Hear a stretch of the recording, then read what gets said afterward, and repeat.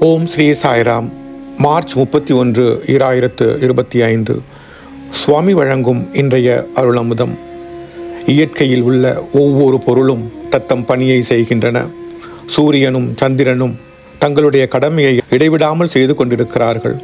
இறைவனும் தனது கடமைகளை ஓய்வு இடைவெளியின்றி ஆற்றிக் கொண்டிருக்கிறான்.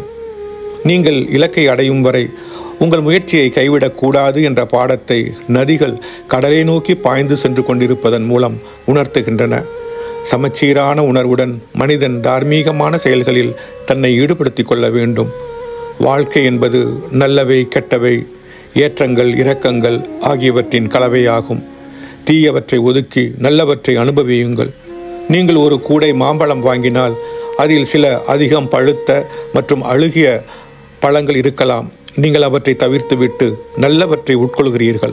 அதுபோல வாழ்க்கையில் கெட்ட அனுபவங்களை மறந்துவிட்டு நல்ல அனுபவங்களை பயன்படுத்தி கொள்ள வேண்டும். மாறாக மனிதன் தன் மோசமான அனுபவங்களை பற்றியே நினைத்து கொண்டு தனக்கு வரும் நல்லதை கூட கெடுத்துக் கொள்கிறான். இது பலவீனத்தின் அடையாளமாகும். மனித வாழ்க்கை என்பது நல்ல மற்றும் கெட்ட அனுபவங்கள், சுகம் மற்றும் துக்கம் ஆகியவற்றின் தொடராகும். இந்த அனுபவங்கள் கால தேசங்களின் மாறி வரும் சூழ்நிலைகளை பொறுத்ததாகும். தெய்வீக அருளுரை மார்ச் 17, 1991.